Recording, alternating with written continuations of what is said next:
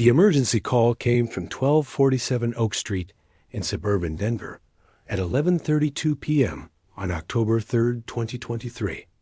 A woman's voice, barely audible above the sound of screaming, reported gunshots and multiple casualties. When police arrived 4 minutes later, they found 3 bodies in the living room and a 4th victim clinging to life in the hallway. The survivor would later identify the shooter as someone from the distant past, a ghost who had traveled 2,000 miles to settle an old score. Rachel Morrison lay dying on the hardwood floor, 3 bullets in her chest and 1 in her abdomen. Her husband David had been shot execution style while sitting in his recliner, killed instantly by a single bullet to the head. Their teenage son Jake survived only because he had been hiding in the upstairs bathroom, calling 911 while listening to his family being murdered below. The killer had vanished into the night, leaving behind only shell casings from a .45 caliber handgun and a handwritten note placed deliberately on the coffee table. The note contained a single sentence that would unlock a decades-old mystery.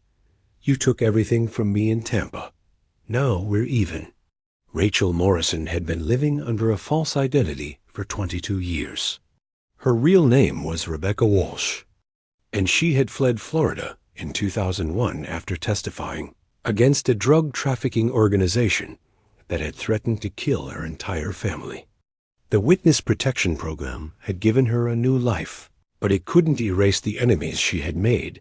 The investigation would reveal that Rachel's carefully constructed new identity had been compromised 6 months earlier when her photograph appeared in a local newspaper article about her volunteer work at a children's hospital. That single image, posted online, had led her past directly to her doorstep with deadly consequences.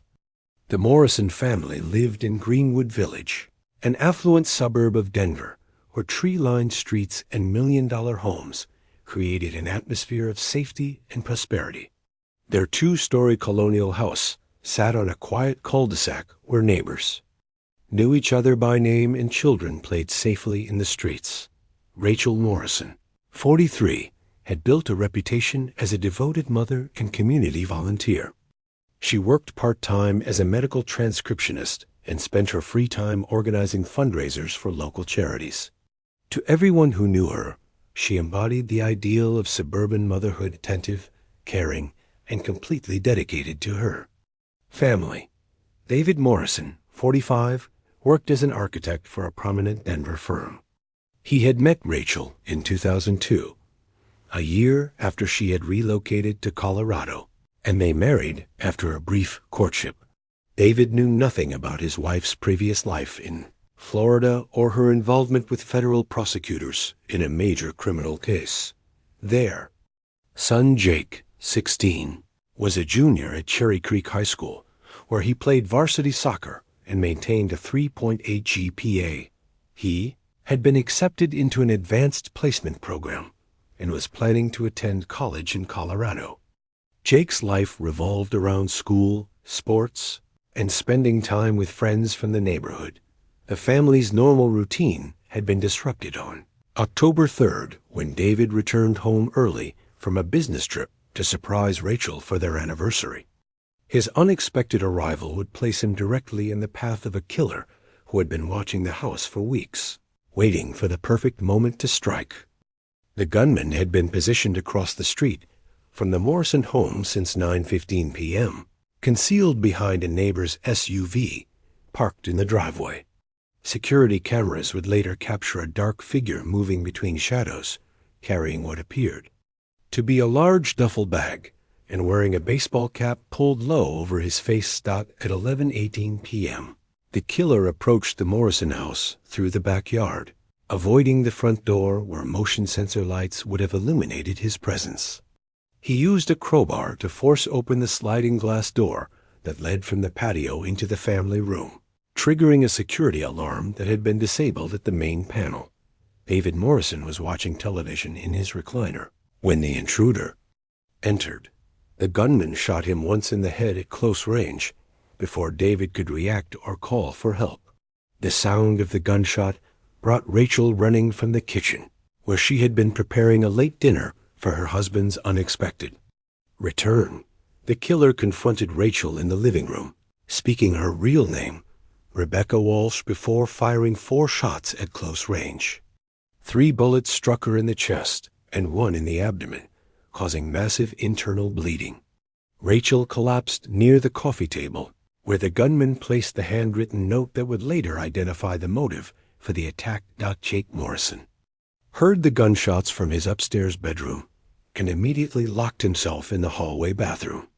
He used his cell phone to call 911 while the shooting continued below, providing dispatchers with real-time information about the ongoing attack.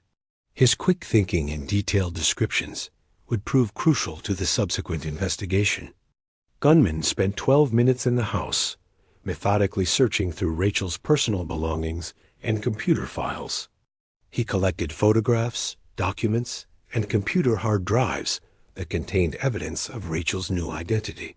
The systematic nature of his search suggested he was familiar with her daily routines and knew exactly what he was looking for: security.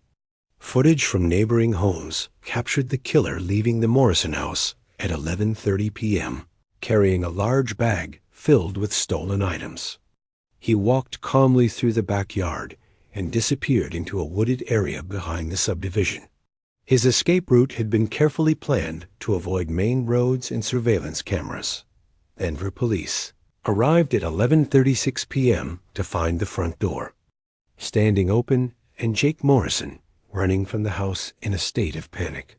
The teenager had remained hidden until he heard police sirens, then rushed downstairs to discover his parents' bodies. His emotional testimony would provide investigators with the timeline and initial details of the attack. Paramedics found Rachel Morrison still alive, but unconscious from blood loss. She was transported to Presbyterian St. Joseph Hospital, where emergency surgeons worked for 3 hours to stabilize her condition. She survived the initial surgery, but remained in critical condition, unable to speak or provide information about her attacker. The crime scene revealed evidence of a professional execution rather than a random home invasion. Nothing of significant value had been stolen except for personal documents and computer equipment. The killer had ignored expensive jewelry, electronics, and cash that were clearly visible throughout the house. Detective Sarah Chun of the Denver Police Department's Major Crimes Unit arrived at the scene at 12:15 a.m. and immediately recognized the organized nature of the attack. The killer's methodical approach, selective theft of personal items, and use of Rachel's real name suggested this was a targeted assassination rather than a burglary gone wrong. The handwritten note found on the coffee table became the first major clue in the investigation. The reference to Tampa and the phrase, "You took everything from me," indicated the crime was connected to events from Rachel's past. However, according to all available records, Rachel Morrison had never lived in Florida. Initial interviews with neighbors revealed that a suspicious vehicle had been parked on the street intermittently over the past 2 weeks. Several residents reported seeing a man sitting in a dark sedan, apparently watching the Morrison house during different times of day. The vehicle's license plate had been partially obscured, making identification difficult. Detective Sarah Chun began her investigation by attempting to trace Rachel Morrison's background prior to her arrival in Colorado in 2001. Standard database searches revealed no records of Rachel Morrison existing before that date, suggesting she had assumed a new identity.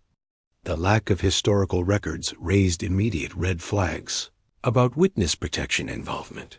The investigation took a significant turn when Chun discovered that Rachel's fingerprints matched those of Rebecca Walsh, a Florida woman who had been listed as missing since 2001. FBI records showed that Rebecca Walsh had been a key witness in a federal prosecution of the Castellano drug trafficking organization, testifying against several high-ranking members who were subsequently convicted and sentenced to lengthy prison terms. Chun learned that Rebecca Walsh had received death threats during the Tampa trial and had been placed in federal witness protection. After her testimony led to the conviction of Vincent Castellano, the organization's leader, the program had relocated her to Colorado with a new identity, complete with forged documents and a fabricated personal history. The detective's analysis of the crime scene evidence revealed that the killer had intimate knowledge of Rachel's daily routines and home security system. He had disabled the alarm system using a code that suggested he had been conducting surveillance for an extended period. This level of preparation indicated a professional killer rather than a crime of passion. Ballistics testing of the shell. Casings found at the scene matched a .45 caliber handgun that had been used in 2 previous murders in Miami, both victims connected to the Castellano organization. The weapon had been linked to Antonio Reeves, a contract killer who had worked for various criminal organizations throughout the southeast. Chun discovered that Vincent Castellano had died in federal prison 3 months before the Morrison attack, succumbing to cancer after serving 22 years of a life sentence. However, his death had triggered the release of several associates who had vowed revenge against the witnesses who had destroyed their organization. The investigation revealed that Antonio Reeves had been released from prison in Georgia just 6 weeks before the Denver shooting. He had served 15 years for manslaughter and had immediately traveled to Florida upon his release, where he had contacted former associates of the Castellano organization. Phone records showed that Reeves had been in contact with Miguel Santos, Vincent Castellano's nephew, who had inherited control of the family's remaining criminal enterprises. Santos had reportedly offered a substantial bounty for information about the whereabouts of witnesses who had testified against his uncle. Chun learned that Rachel Morrison's cover had been blown when her photograph appeared in the Denver Post. In March 2023, accompanying an article about volunteers at Children's Hospital, the image had been posted online and had eventually been seen by someone connected to the Castellano organization who recognized Rebecca Walsh despite 22 years of aging. The detective's investigation into Reeves' activities revealed that he had rented an apartment in Aurora, Colorado, under a false name 6 weeks before the shooting. Credit card records showed he had purchased surveillance equipment, ammunition, and other supplies consistent with planning a professional assassination.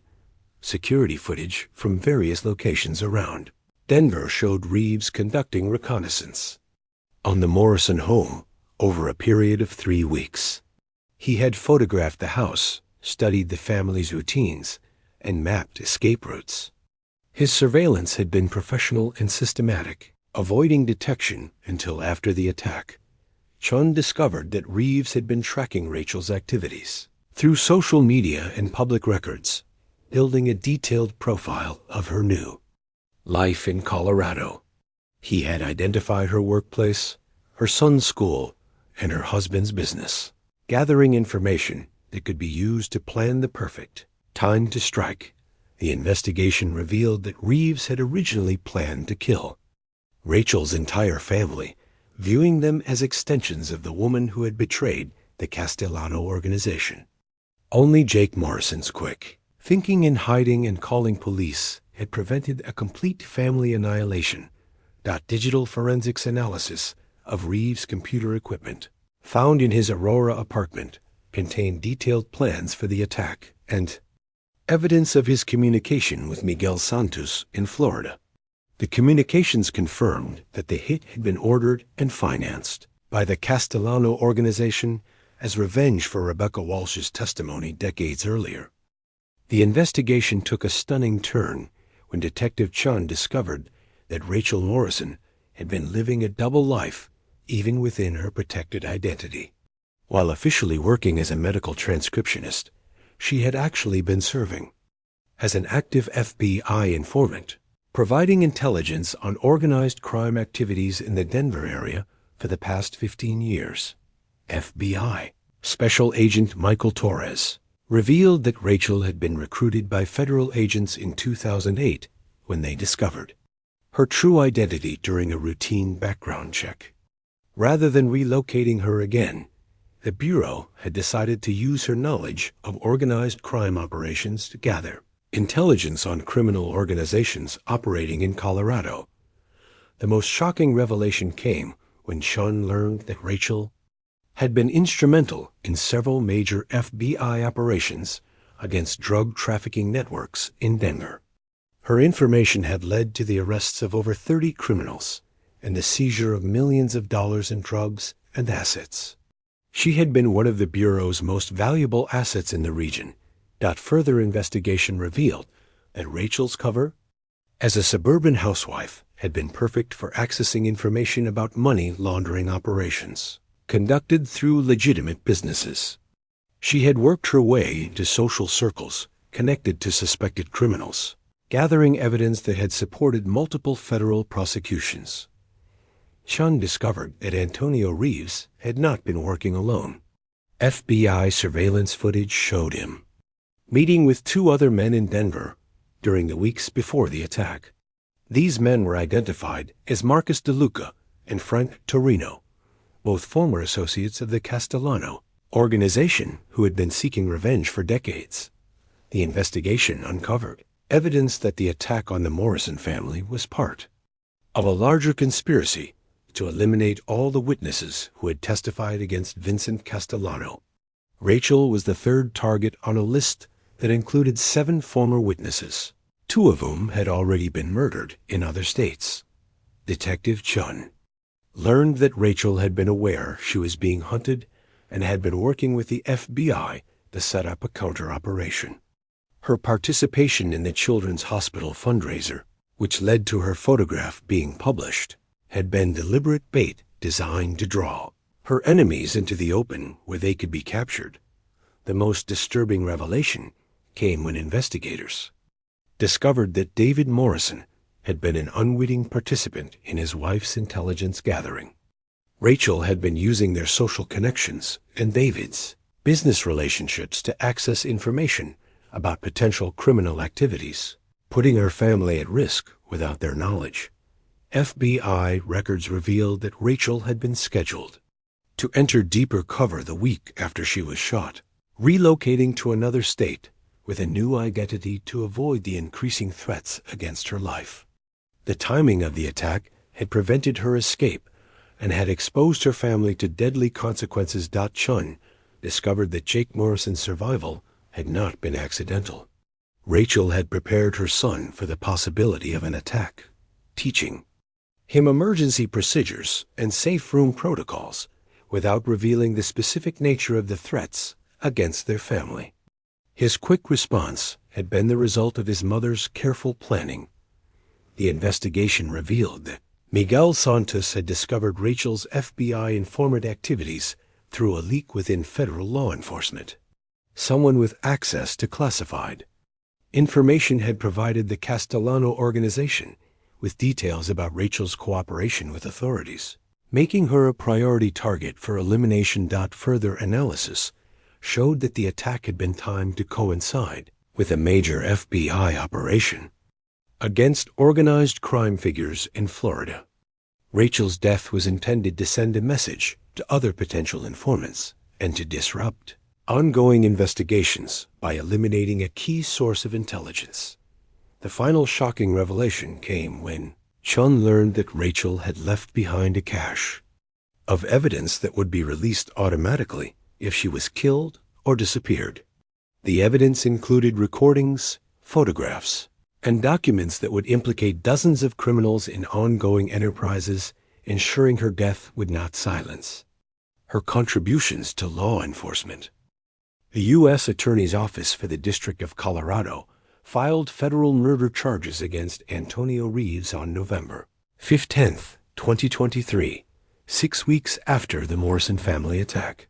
The charges included murder of a federal informant, conspiracy to commit murder, and racketeering in connection with the broader plot against former witnesses. Federal prosecutors announced they would seek the death penalty. Reeves was arrested at a safe house in Phoenix, Arizona, where he had been hiding with The assistance of criminal associates. The arrest was conducted by a joint FBI task force that had been tracking him since the Denver shooting. His capture came after a 2-hour armed standoff that ended when he surrendered to avoid a violent confrontation. The federal indictment expanded to include Miguel Santos and 4 other members of the Castellano organization who had financed and planned the assassination campaign against former witnesses. The conspiracy charges carried potential life sentences and represented one of the largest organized crime prosecutions in recent federal court history. Marcus DeLuca and Frank Torino were arrested in separate operations, with DeLuca captured in Las Vegas and Torino apprehended in New Orleans. Both men were charged with conspiracy and racketeering, with additional murder charges expected as the investigation into other witness killings continued. The trial began on April 8, 2024, with extensive security measures due to threats against prosecution witnesses and court personnel. Federal marshals provided protection for Jake Morrison, who was scheduled to testify about the night his parents were killed and his mother's secret work as an FBI informant. Prosecutor Jennifer Walsh presented evidence of the decades-long conspiracy to eliminate witnesses from the original Castellano trial. Her case included recorded conversations between the defendants, financial records showing payments for the assassination contracts, and ballistics evidence linking the murders to weapons used in previous organized crime killings. The prosecution's star witness was FBI Special Agent Torres, who testified about Rachel Morrison's 15-year career as an informant and the valuable intelligence she had provided about organized crime operations. His testimony established the federal nature of the crimes and the significance of Rachel's contributions to law enforcement.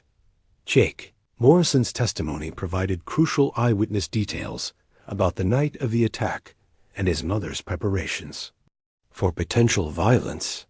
His account of the emergency procedures Rachel had taught him demonstrated her awareness of the threats against her life and her efforts to protect her family. The defense strategy focused on challenging the evidence linking the defendants to the specific murders, while arguing that any conspiracy had been limited in scope. Defense attorneys claimed their clients were being prosecuted for association with known criminals, rather than for specific criminal acts. Expert witnesses testified about the sophisticated nature of the assassination plot, including the surveillance techniques used to locate Rachel Morrison and the professional execution of the attack. The testimony established the premeditated nature of the crimes and the extensive planning involved. The trial's most dramatic moment came when prosecutors played recordings Rachel had made of conversations with suspected criminals, captured through her work as an FBI informant. The recordings provided direct evidence of criminal activities and demonstrated the value of the intelligence she had provided to federal agents. After 7 weeks of testimony, the jury deliberated for 4 days before returning guilty verdicts against all defendants on all charges. The convictions included murder, conspiracy, racketeering, and obstruction of justice, with the evidence clearly establishing the organized nature of the criminal enterprise. Judge Patricia Anderson sentenced Antonio Reeves to death for the murder of David Morrison and life in prison without parole for the attempted murder of Rachel Morrison.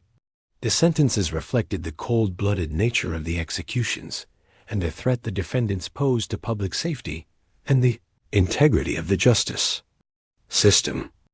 The Morrison case fundamentally changed how federal authorities protect witnesses and manage informants working in dangerous situations. The investigation led to enhanced security protocols for witness protection participants and improved screening procedures for personnel with access to classified informant information. Antonio Reeves was transferred to federal death row at USP Terre Haute, where he awaits execution while his appeals proceed through the federal court system. His conviction effectively ended the Castellano organization's campaign of revenge against former witnesses and disrupted their remaining criminal operations. Rachel Morrison, survived her injuries but required months of rehabilitation and psychological counseling. She was relocated under a new identity with enhanced security measures, ending her career as an FBI informant, but allowing her to rebuild her life away from the threats that had destroyed her family. Jake Morrison was placed in federal witness protection and relocated to live with relatives in another state. He continues his education under a new identity and receives ongoing support for the trauma he experienced. His courage in testifying against his parents' killers was recognized with several commendations from law enforcement agencies. The case prompted congressional hearings on the security of federal witness protection programs and led to increased funding for protective services. New legislation provided enhanced penalties for crimes against protected witnesses and established additional safeguards for informants working in organized crime investigations. Federal authorities used the Morrison case to launch a nationwide review of threats against former witnesses from major organized crime prosecutions. The review led to additional arrests and prosecutions of criminals who had been planning similar revenge attacks in other jurisdictions.